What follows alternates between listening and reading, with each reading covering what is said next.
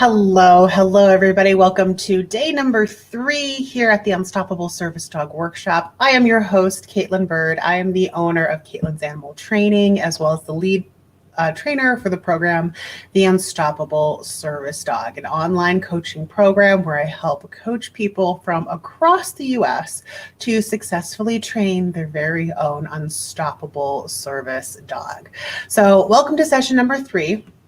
As a reminder, make sure to pull out your free workbook. This should be in your email if you haven't already gotten to it. And if you still need one, just let me know and I'll be happy to send one over to you. So we are coming on to session 3, common mistakes to avoid when we're training our service dogs, right? This is before, during, and as we have our dogs in training.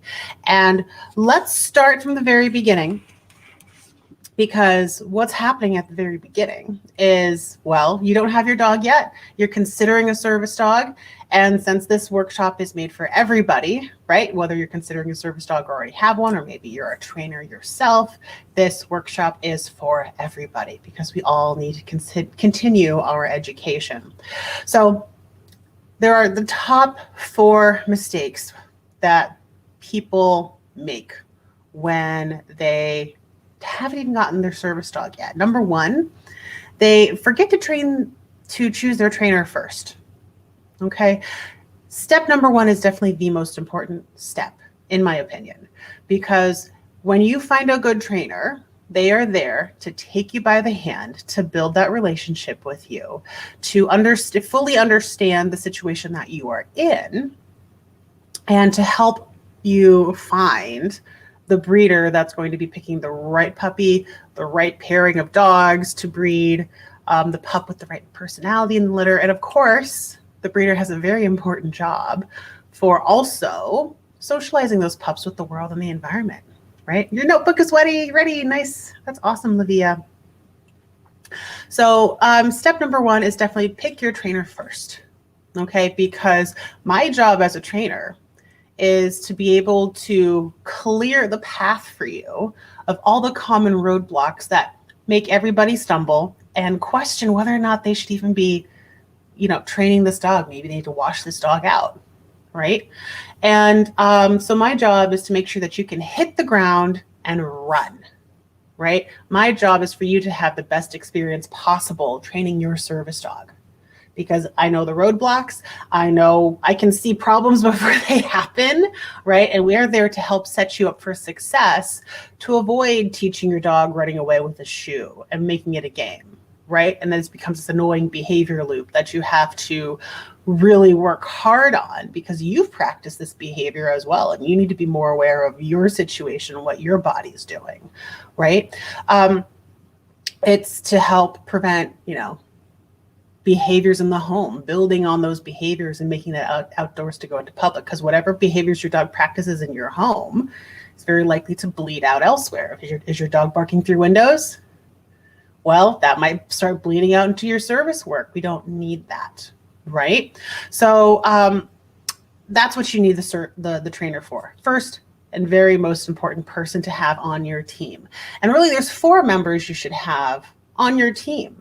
The second one is your breeder, right? Breeder is very important. Again, knowing which dogs to pair for a breeding, what you're looking for in a pup, being paired with the right dog. And hands down, best place to be is to be able to have first pick in that litter and actually getting to go visit the pups. Because you don't actually know what you're getting into unless you actually see what you're getting involved with. I remember when I was picking out Reaver, I did get to have first pick in this litter. Now I also had my client who was getting a pup from the same litter that I was, but we were looking for 2 different things, right? So I wasn't worried about there being a conflict for her service dog versus my demo dog, right? So the breeder gave me this, the breeder said, and she helped absolutely.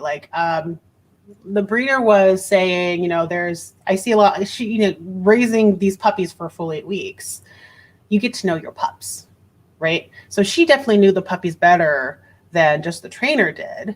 However, having that trainer can help you really narrow that down because they're the ones who are going to be working with you for the years with that pup, right? So that is the final piece that closes it all together. So my breeder in particular, she's also a trainer. Okay. She does agility. She's done a competition. She does search and rescue with her Coolie dogs. And when I got there, I visited the pups twice for when I was going to pick out my own pup. And like, I got to tell you, I was looking at all these puppies online and I started to get biased about what ones looked like. And I started getting biased about how certain puppies were acting in certain videos. And then when I got there to see the puppies in action and to see other factors I couldn't see on the video, my opinion on the puppy that I wanted changed 180. Okay, it changed 180. And I was like, okay, that one that I've had my eye on for the past 8 weeks, I don't want that one anymore. Right? Just because of the characteristics that I was looking for that I knew would make me happy and the dog happy long term. Okay, so I played around with different groups of puppies. I asked the breeder to take some in and remove some and do some different things.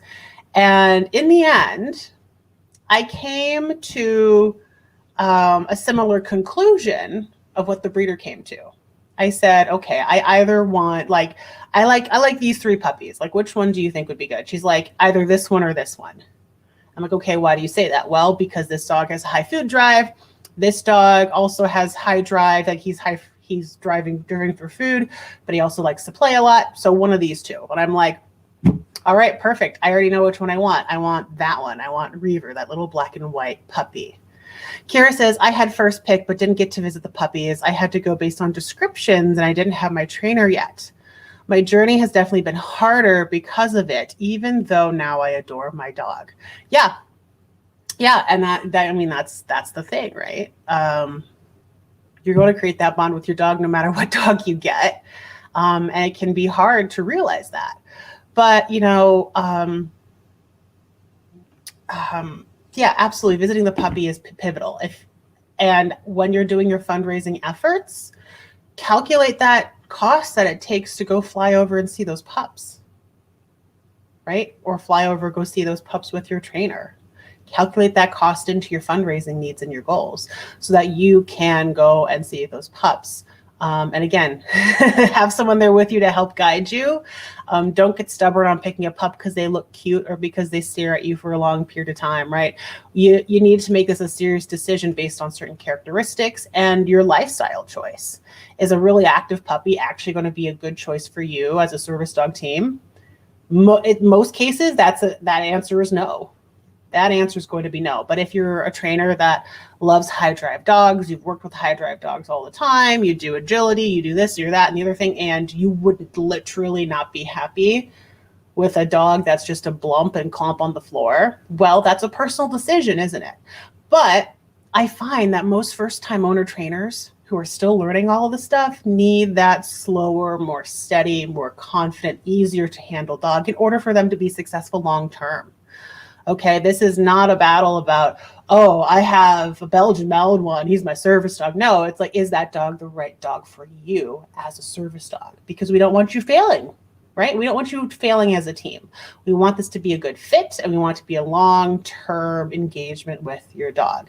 Not something that, if you have a degenerative disease, you can't take care of long-term, right? So this needs to be a good pick for everybody involved.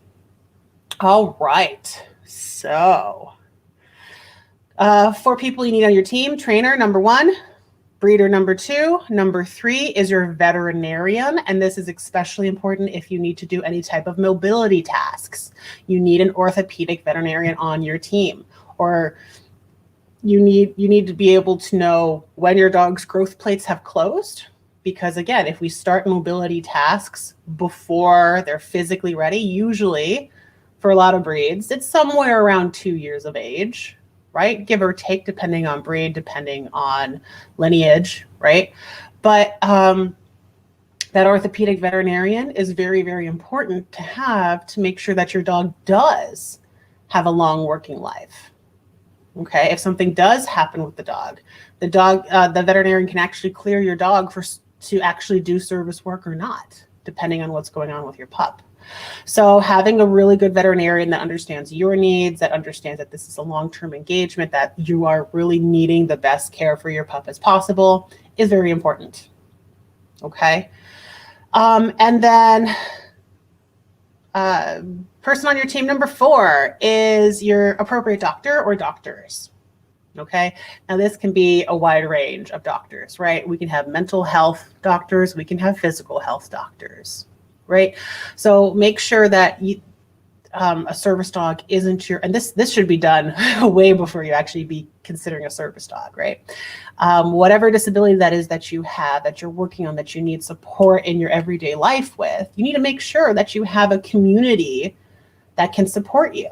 And part of that is finding the appropriate mental or physical health doctors to continuously work on with you, and who are able to be able to support you if, maybe you're applying for housing and somebody needs proof that, it's actually a service dog, or it's prescribed, or that you actually have a condition that requires a service dog, whatever it is that they're, telling you.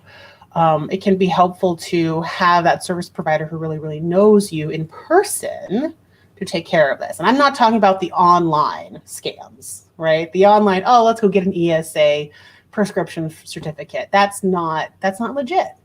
That's not legit because they don't work with you, right? They don't know you. Have you ever met this person in real life? No, right? You just pay for a service, and that's not legit, right? So remember, you need to be able to have that team surrounding you to support you in your lifetime journey together. Okay. All right. Hey guys, by the way, we have so many people here. You're all so quiet. Don't let me talk to my plain white office wall. Let me know who is here. Where are you coming from? Is your dog with you currently? Let me know down in the comments below. Let me know. So those are the 4 people that you need on your team, because it literally takes a community to properly raise and fully raise an unstoppable service dog. Okay. Now, choosing the breed. What do we think about choosing the breed, right? Hello, Carol. Nice to see you here. Haven't seen you on here in a while, so glad to see you. Glad to have you here. And with choosing the breed, right, typically, have any of you heard of the Fab 4? I'm sure we got a lot of smart people with us here today who have been doing the service dog thing for a while. Have you guys heard of the Fab 4? What are the Fab 4? List them down below. What are the Fab 4 and why? Why are they called the Fab 4? Hi, Margaret. Nice to see you here. Great to have you.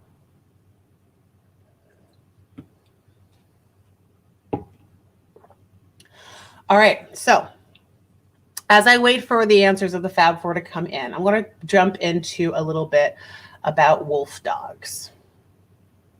So I've had people come to me in the past looking to work with their wolf dogs as a service dog. Now, according to the ADA, they only cover domesticated dog species. So when you hybridize a wild animal with a domesticated species, the ADA actually classifies that as a wild animal. Okay, so the ADA does not cover or protect wolf dogs as a service dog. Okay, so I don't take in any clients with wolf dogs, and for obvious reasons, they're not covered by the ADA, therefore they're not service dogs. Yes, Margaret, Fab 4, we've got 3 of them. We've got Poodle, Golden Retriever, Lab, and the last one is going to be German Shepherds, right? I kind of have, I'm not sure who came up with the Fab 4 idea, but these breeds have been used in service work reliably for many years. Okay. Now, of course, especially with the German Shepherds, they typically tend to be seeing eye dogs, and they also, I mean, all of these dog breeds have their own specific service dog lineages from different organizations. But German Shepherds in general, I mean, there's so many different breeds and backgrounds of German Shepherds, right? And I still caution with the German Shepherd one. I caution that not for your first-time dog owner or your first-time service dog trainer, and to be very careful about the breed and the lineage that you pick. Obviously, with a lot of herding dogs, they tend to have tendencies towards barking and reactivity, right? And they're sensitive. They are very sensitive, and they're very smart, and they're very aware. So I tend to try to get my clients more towards the Labradors, Golden Retrievers, and standard poodles. Okay. Yeah, Robin says poodles, collies. Oh, that's a new one. Labs, Goldens. So I would put like, well, what kind of collies are you talking about, right? Because if we're talking border collies, I would also put that kind of in the German Shepherd category. Kira says Fab4, Golden Retriever, Labs, smooth collies. There we go. And poodles. Yeah. So I've heard good things about smooth collies as well. They can be barky. Just, again, know your breeder, know their lineage, and know what you're working with. So, yeah, absolutely. Those are definitely, although you don't see smooth collies too often in service dog training. Like like you see them, but they're not incredibly common that I've seen. Like not as common as your Labs, Retrievers, and Poodles that I've noticed. Robin also says smooth collies. But yeah, still a potentially good beginner service dog to start with. All right, good answers, everybody. Now we're going to jump into picking a puppy, right? What should you look for? What do you typically look for, depending on your lifestyle, what the disability is, what, your beginning level of service dogs is. Robin says, I see a lot of doodles. What are your thoughts on them? This is fantastic. This is a fantastic question, Robin. I love this question. I'm going to tell you why I love this question, because it is a mixed bag. When it comes to doodles, it is a mixed bag. Doodles are in high demand. And in order to meet that demand, there are lots of people who set up shop as breeders. Okay. And they don't really care what they put together. They just kind of want the money of a poodle puppy or a poodle and a lab being bred and having doodle puppies. Right.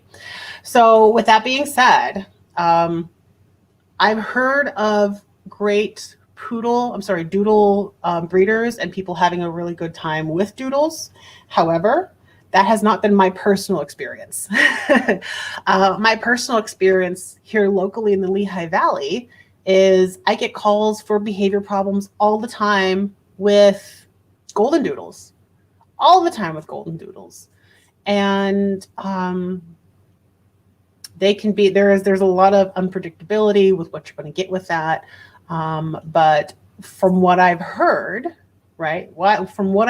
you can have a good time with golden doodles, but it's not something I tell people to go out and get, because there just are so many set up shop breeders out there that, oh, look, I found a golden doodle breeder and they said this and all that and the other thing, but you never actually know, right? Again, breeders aren't always honest. In the end, they kind of just want to sell in a lot of cases. That's not all breeders though, right? I love my breeder. My breeder's fabulous. She's a trainer. She does active training with her dogs and she keeps a lot of her dogs. I think she likes them a little much, but she's dedicated to her craft, right? And in the end, it's not about the end dollar sale, although obviously you're paying for a puppy, right? That's part of it. But the other breeders with these doodles that I see, they're not out there doing the training. They're not out there seeing what works. They're not out there seeing on working ability. They're not looking for a specific trait. They're just looking to breed a golden doodle. So as a general rule of thumb, especially for first-time owner trainers, I don't jump into that category right away. If that's something that they seriously want to consider, we talk about it for a while and we choose that breeder together. Okay, I definitely do not let them choose that breeder on their own if that's the case. Okay. All right. Good questions. So picking a puppy. So typically, this is my general rule of thumb, right? A puppy should be calm, lower in energy, but also bright, curious, active, able to recover from being startled quickly, right? Now also be careful, because if you're picking out this puppy yourself, again, don't do that. Bring a trainer with you. Bring your long-term trainer friend with you, or have them over Skype or whatever for a few hours to help you look around and play with these pups and remove some and take some back and, take some things into consideration. The thing about the calmer puppies is sometimes, we know young pups, they're not free of disease, right? They're still waiting to get their shots. They might have had their first set of deworming, but they might not be fully dewormed yet. They could have Giardia. They could have, which is common in the environment. All these other things that can also affect the personality and health of your dog. And a matter of fact, for my breeder in particular, she was telling me about this one pup. It was between the two puppies, right? This one or that one. And she was telling me the other one, which I did not choose, obviously, had increased his appetite a lot recently and just wasn't quite as normal as he was in previous weeks.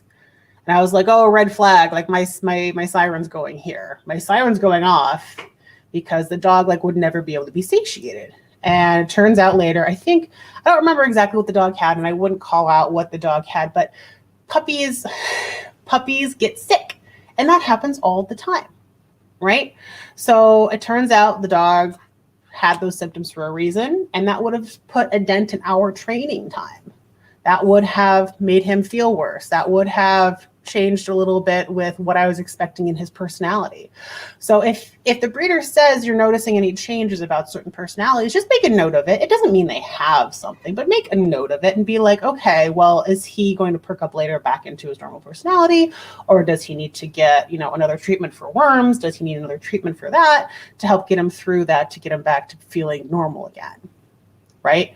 So, that happens. And you just have to also take into consideration, if your dog's not feeling good, you're going to be slower in your training progress, and you really shouldn't be doing heavy training with a dog that doesn't feel good. Okay. All right. So, yeah. And when dogs don't feel good, going back into picking a puppy, dogs that don't feel good could show those calmer characteristics. So don't mistake a puppy that's not feeling perfectly well with a calm, perfect demeanor, right? That's why you need your trainer with you. That's why you need that help, okay? Margaret says, unfortunately, my pup had Giardia and it set us back a lot. Yeah, that's really common. Giardia is super common in pups.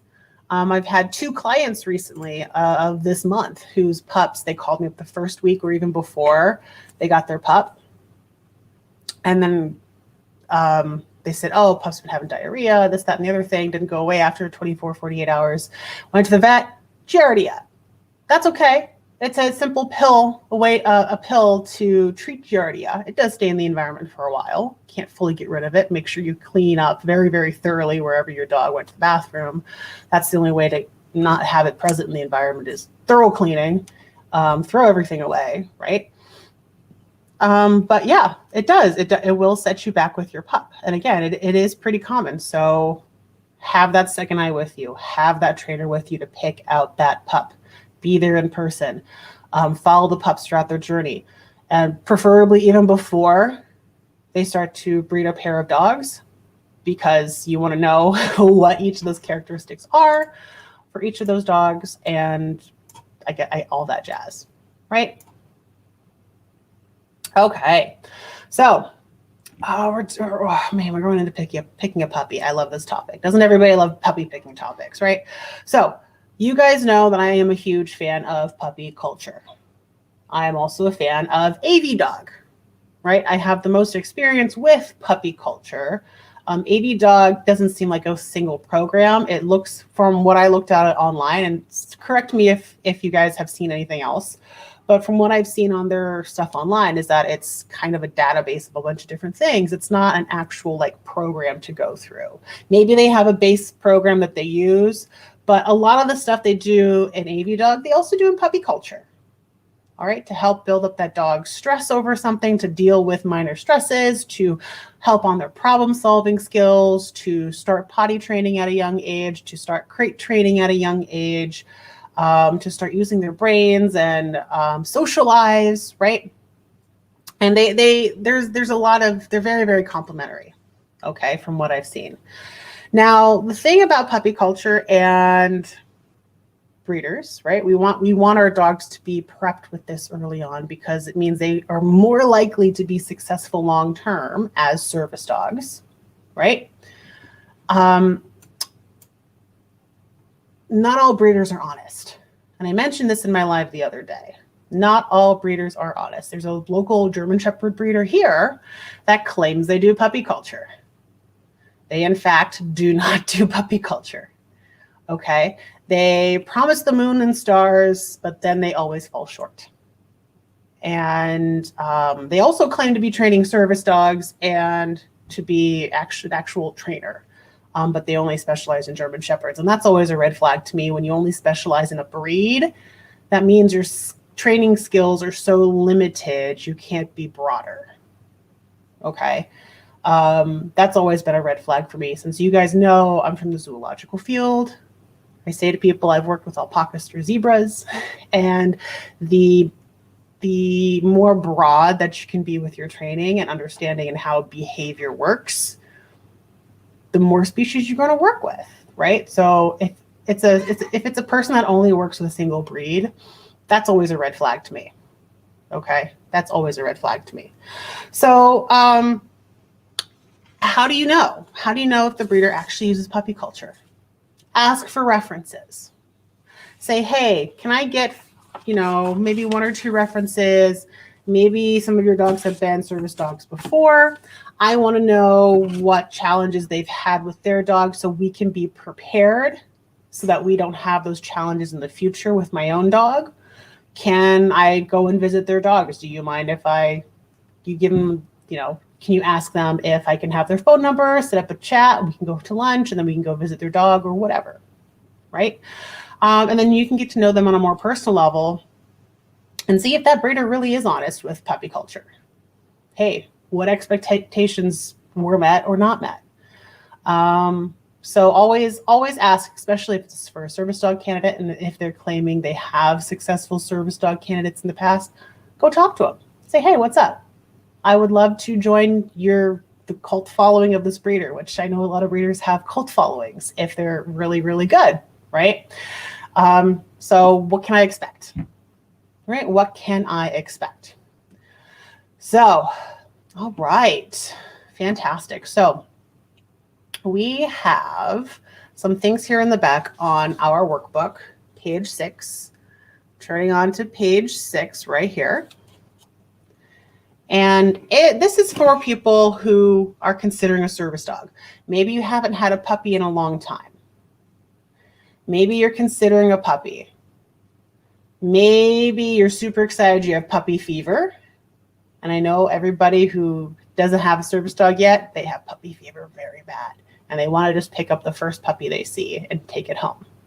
Well, let's bring you back down to earth and show you exactly what puppy fever is.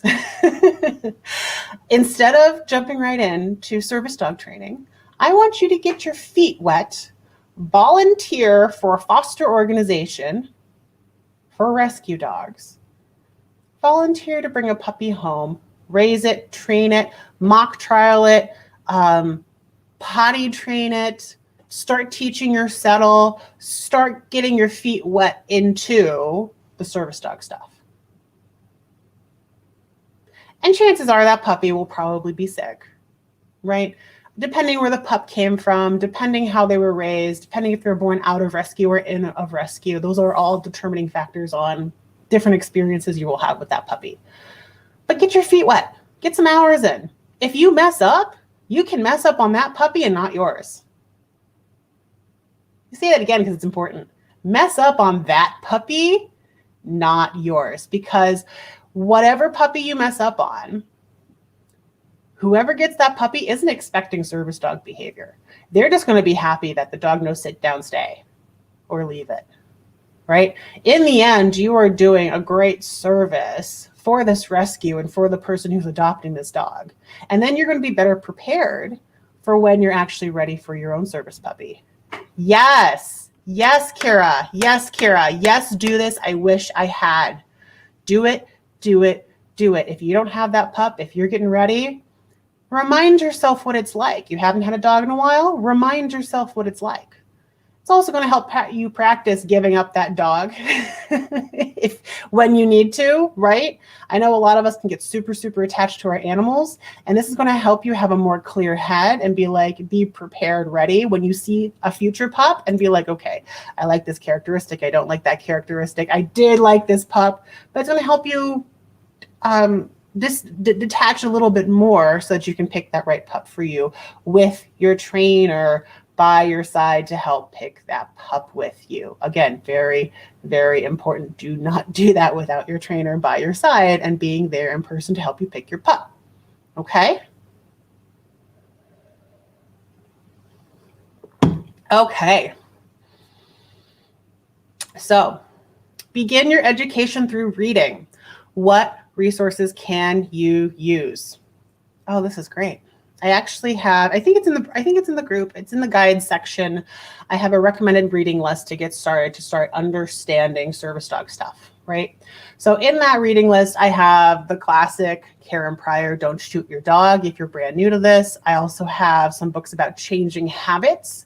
If you're a person who has certain goals, this is how you reach those goals. Of course, service dog training lasts at least 2 years, and it may seem like it's a long time off, but you still need to be training every single day, getting your dog desensitized and normalized to all those sights, sounds, and smells outdoors every single day, right? And just getting out there for exposure, right? So book about changing habits. And I also have the classic Dr. Ian Dunbar's How Before You Get Your Puppy book. Okay, that's a good beginner. He talks about auto training for chewing on objects and auto training for potty training and crate training and all these other things. So start there. If you need that list, just let me know and I'll send you a link over Messenger. But that's where you want to start, right? What resources can you use for that reading? And also in that book is Learning and Behavior by Paul Chance. That's a good standard college level course book about behavior, okay? And especially for the dog trainers in here, if you've been dog training for several years but have never opened a learning and behavior book, start with Paul Chance, Learning and Behavior. It's going to be a very good cornerstone to the rest of the training that you do for the rest of your life, because it's very broad about behavior. It's not just dogs. It's not so small that it's just dogs. That's broad.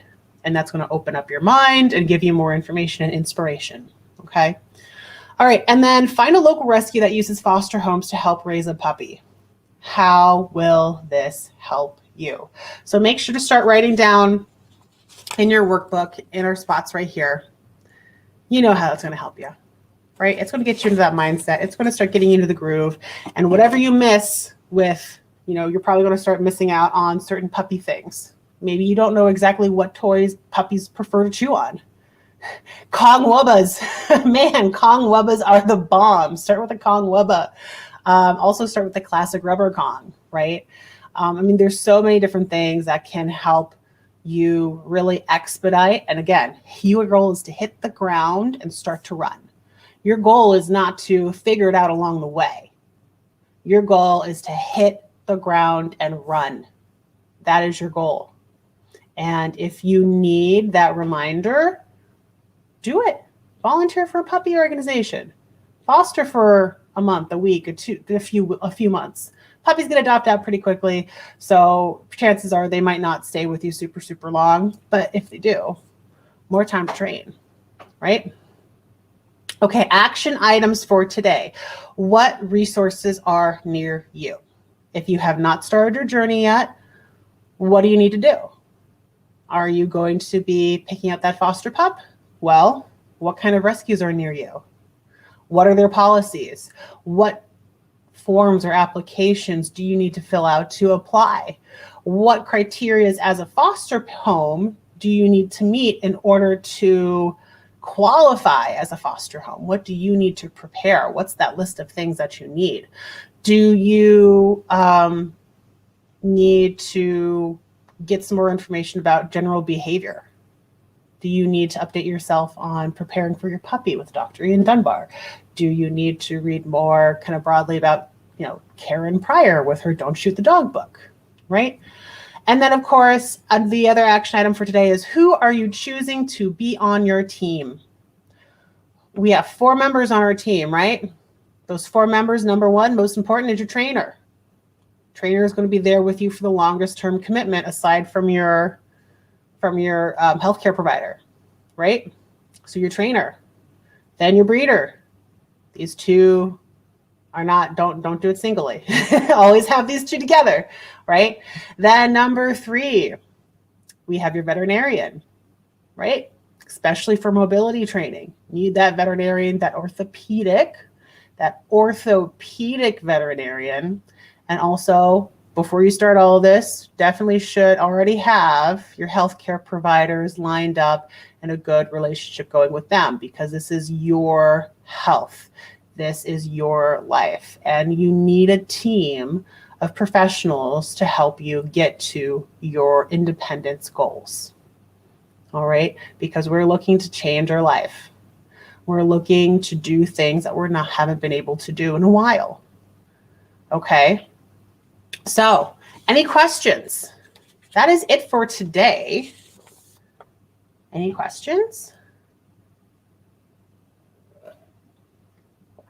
Comments, observations? Talk to me, guys. Tomorrow, we're going to be going over training your service dog. That's the best. Everybody is here for the training because everybody wants to jump right into training. I gotta tell you, the number one mistake is when people jump into training, they think of sit down, stay, leave it, heal. That's advanced, guys.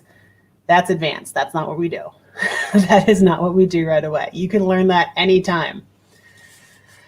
Margaret says, can you send me a PDF to the workbook? I can do that. What is the behavior book you recommend? Yeah, so to get started, it's a college level course workbook. It's called Learning and Behavior.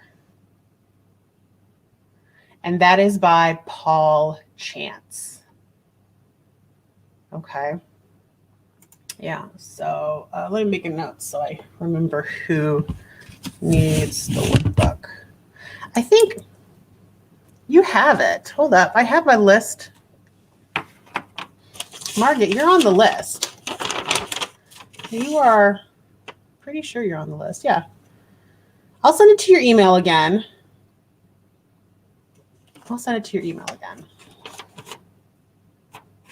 Okay. And of course, don't forget to join me in about another hour.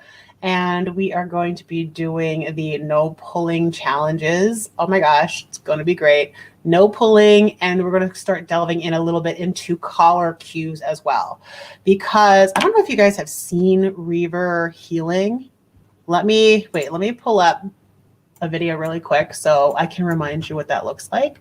Because by the end of the program, not the workshop here, but when you work with me, this is the healing that you get. So I want to show that to you.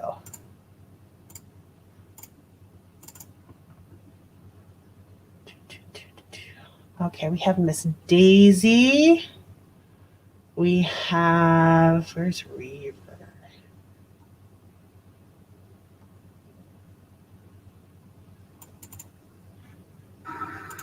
Okay.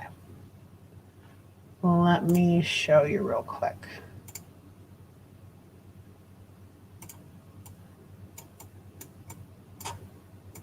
Okay. This is the healing that you get when you combine the collar cues, the no pulling, and the autofocus games, because it all comes together. And he was 4.5, 5 months old in this video.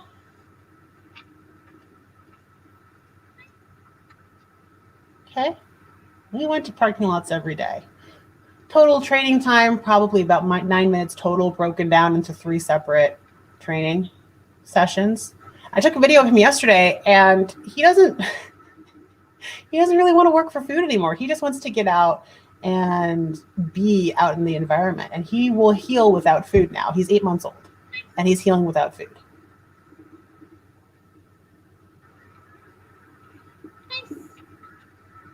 Okay. And that's what it looks like.